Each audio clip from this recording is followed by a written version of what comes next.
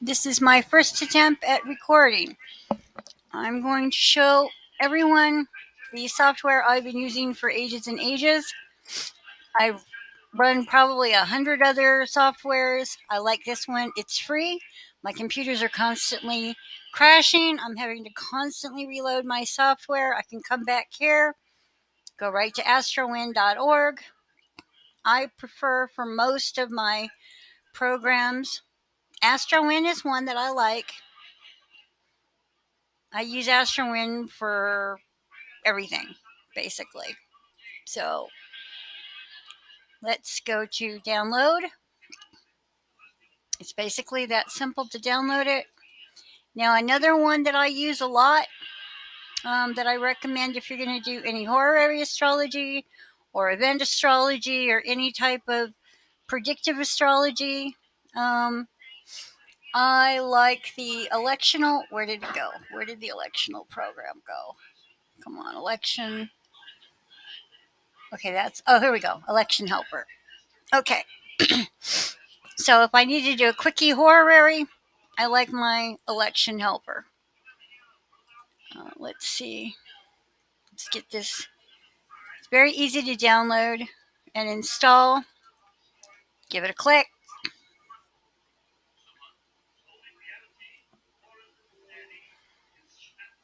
Okay.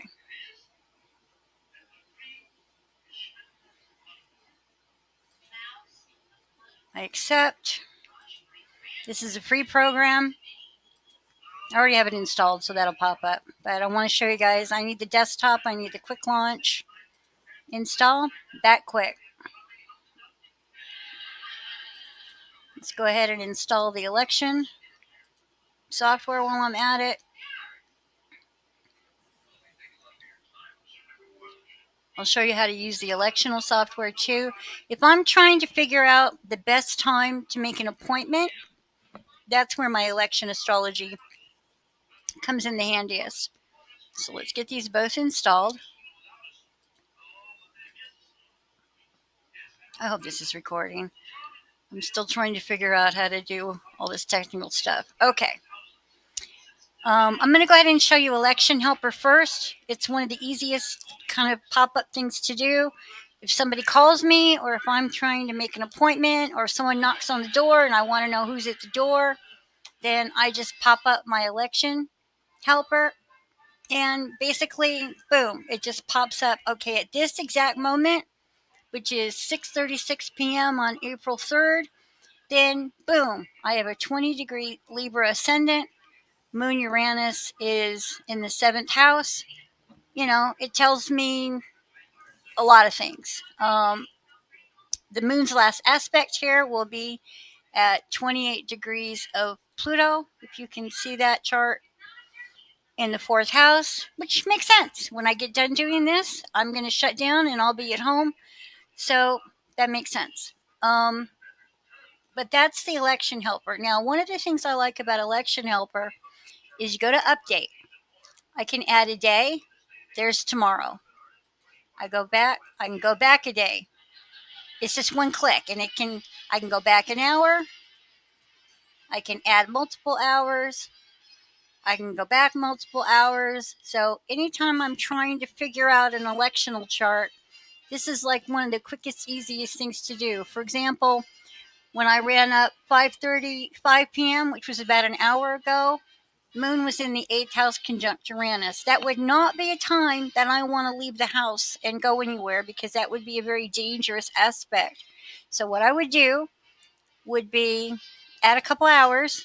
Boom. Moon goes in the sixth house, which is generally when people go on errands, which would be at 9:30 p.m. I would then say to myself, okay, I'm going to wait till the moon is out of the eighth house and the sixth house. That's a good time for me to go run an errand. 9:30, boom. So that's the advantages of the election helper software. Of course, my phone. All right. Astrowin is the program that I use for damn near anything. So we go into open now. The left side of Astrowin is your natal chart. Excuse the TV in the background, I'm sorry.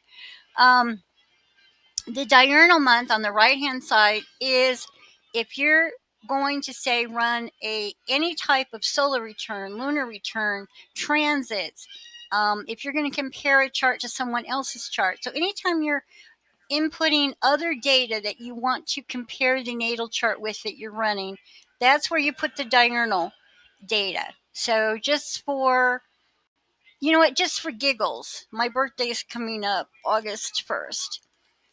2022. So I'll go ahead and maybe I'll see what's happening on my birthday coming up. Now, I'll go ahead and show you how to do a chart for like yourself. I know my data offhand, so let's run that. I think that's about 12:45 p.m. Now, time zone. Great thing about this is time zone. Go to change list, cities, boom. Okay, then you click here for cities. Now, this pops up on California because I use it the most. So anywhere in California gives me the longitude, latitudes. Now, go into change list and you'll see that this is Arkansas to Florida, Australia, California, Canada, Europe, Yugoslavia, favorites if you want to store something in favorites, something you use often, Georgia to Massachusetts, India, Maryland to New Jersey, New Mexico to Rhode Island, Romania, South Carolina to Wyoming, or world. So let's say I want to run this chart for New York.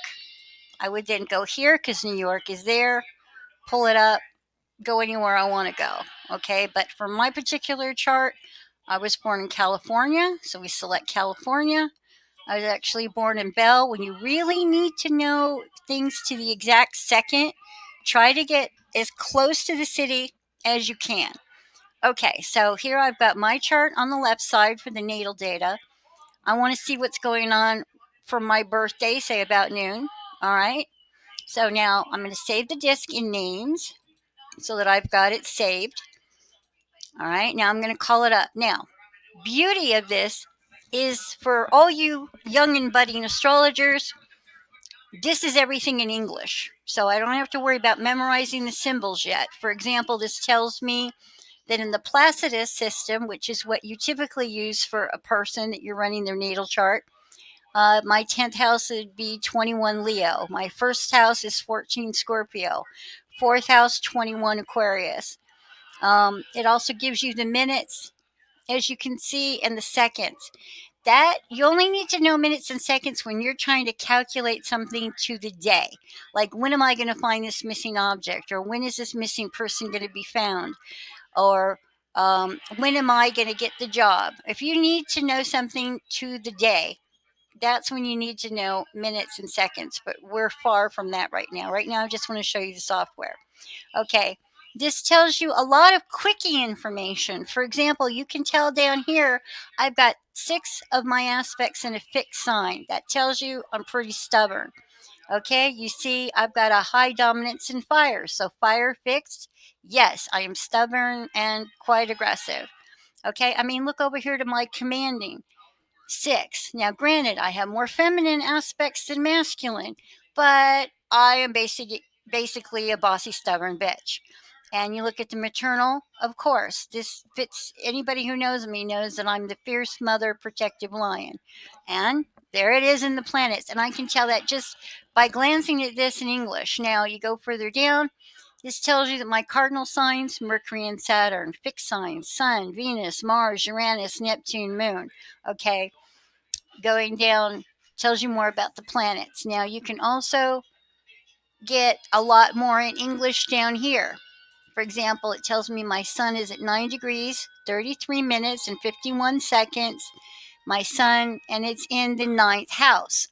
It also tells you it's in the north equator, which when you get into horary astrology, you will need to know things like north and south, but you don't need to worry about them right now.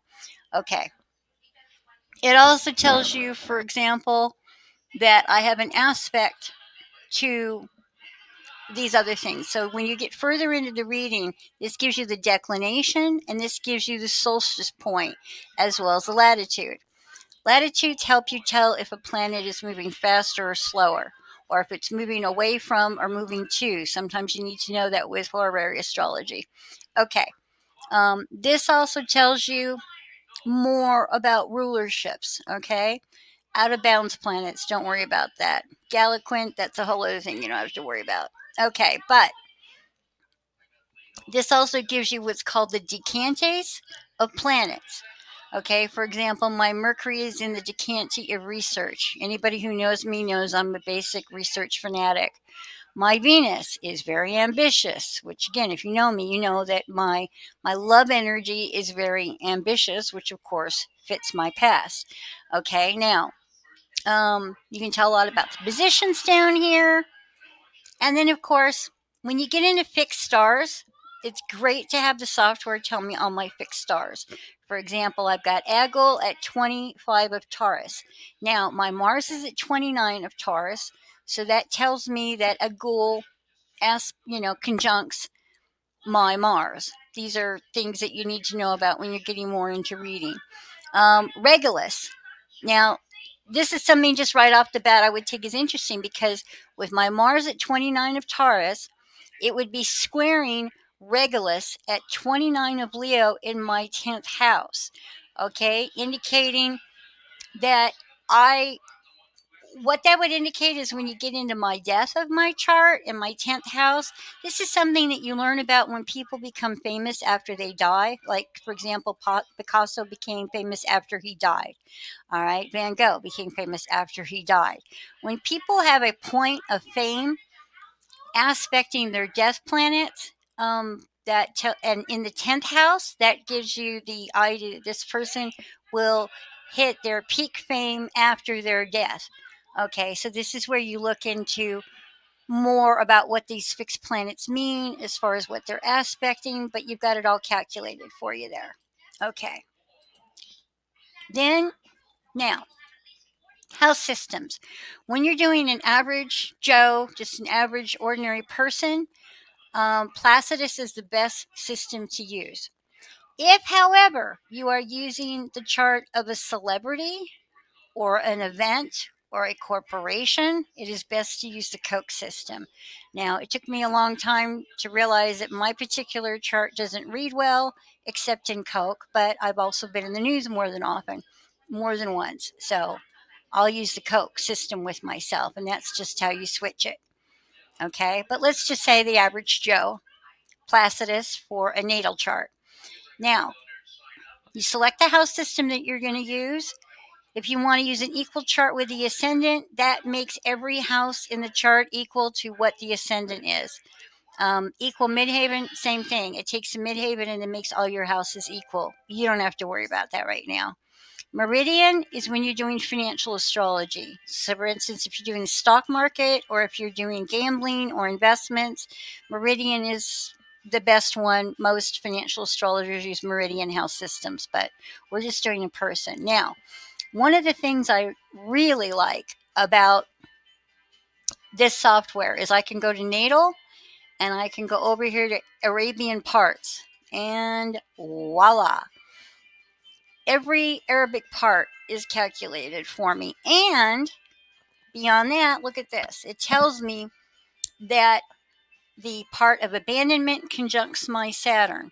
What would that tell me right off the bat? I probably was abandoned around my high school years, which is when my father left. Okay.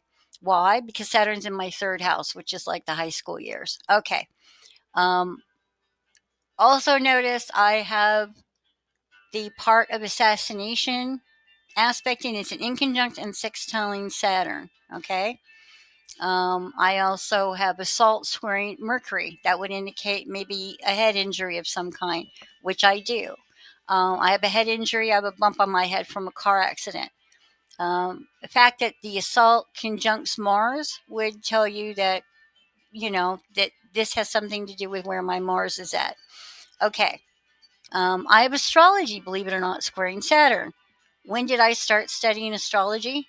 In high school is when I really seriously started studying astrology because, again, of the aspect of Saturn. So there's a lot you can tell.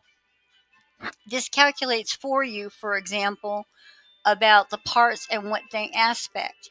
All right. Now, because the part of female child conjuncts my sun, if you were looking at the chart, one of the things my teacher used to do, Peter, my biggest teacher really was Peter, he would have me tell him, is this person a male or female? Looking at this chart, I would venture to guess that this person is a female.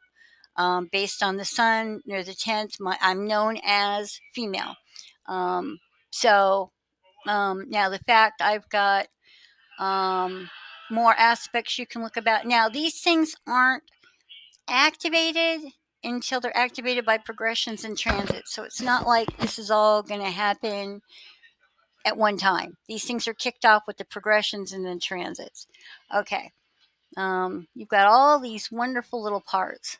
For example, divorce, the part of divorce opposes my Venus. That would indicate right off the bat that I would most likely be divorced from my first marriage, which Venus also rules my seventh house, on top of it being my Venus. So, yes, I'm divorced. And then, but you can tell that by the part. Okay. A lot of interesting parts. We have imprisonment, trine Pluto. I did become famous after getting arrested in 1984. That part was activated in all of that. Okay. Um, Mother opposing Venus. That would tell you I've got a very difficult relationship with my mother. Of course I do. You know, Moon opposing obsession. My mother was a very obsessional person. Okay. So you go down. Quake. For the life of me, I have not really figured out what quake means other than it seems to be some upsetting event. All right. Rage, murder, etc. Now, the fact that it squares Jupiter and sextiles Pluto, which is in my 10, it would indicate that I could make money or a career out of, believe it or not, murder, which, of course, I'm coming out with a book on death and astrology. So, bits. But there's just things you can tell with these parts that are interesting. And parts are extremely useful when you're doing twins, because sometimes you get twins that are born maybe 5 minutes apart. So, how do you tell them apart from each other in astrology when they basically have the same identical planets? Their parts will be different because the parts are calculated down to the second. So, remember the parts when you're doing twins. Okay, so we got natal. Um, Now, don't worry about any of these other things right now about what is a church of light. Don't worry about mid degrees right now. Just basically think of, if you need it, got the Arabic parts. And this, of course, there's a plugin you can get that'll help you with things like the horary astrology. Cosmodines are crucial. They're like an astrological biorhythm. If you're ever into doing gambling or any type of investments, where you're going to plunk down a lot of money, you want to make sure that the Cosmodines are with you. If you're trying to figure out what sporting team's going to win, the Cosmodines have to be with them. So think of it as an astrological kind of biofeedback. Okay, now the Geoplot, if I want to know where the planets hit me within the USA, bam, there we go. So this tells me that Venus runs through basically Southern California, Venus Uranus. So, and I did meet basically both of my husbands while I was in California and was married there. So that's my Venus line. Pluto runs through the Midwest. I don't do well in the Midwest. Okay. We got, Moon runs through parts of the U.S. I've never been to. Okay. Now, if I wanted to do any type of travel, bam, there's the world. Now, this tells me where all the planets run a line through any country. If, say, I'm planning on traveling, important to know. You don't particularly want to go settle down where you have a Pluto or Saturn line, particularly. Okay. Now, if I just want to do natal, pull up natal chart. Now, if I want to do, say, my natal chart versus transits, I can pull up natal and transits with this. Most of the time, what I do is transits progress to natal. So the outer wheel is my natal chart. The inner wheel is the progressions. And this right here is the transits. Now, I'll tell you something I think is interesting, just so you guys look. What am I doing here? I am making a video that is the first in a series on my teaching astrology and coming back out of retirement that I've been in professionally as an astrologer. So, isn't this interesting that while I'm making this video, I want you to notice something, that the moon, the transit moon, is at 26 degrees of Virgo in the 11th house. Now, by the way, the 11th house is your income from self employment. The 10th house is your business. So, therefore, the cash, the income, is the 11th house. So, the transit moon is in the income house of my profession. Okay, now notice my progressed midhaven is at 26 degrees. So the transit moon is lighting up my progressed midhaven. What am I getting ready to do? I'm getting ready to add on a different career or a new career or reviving a career, etc. So here's a career that also in the 12th house, yeah, it's been kind of hidden for a while. And what is it doing? It is also lighting up my natal moon in the first house, which, by the way, has to do with moon in the first house, 26 Scorpio, has to do with when you're helping women, being of service to women, helping women that are older or disabled, or basically women as a general community, is moon in the first house. So this is telling me pretty much here that I'll be catering to women. All right, now, will this be profitable? Well, bam, there we go. My progressed Jupiter is at 26 of Jupiter in the second house of my cash income. What is it doing at the moment? Bam! There we go.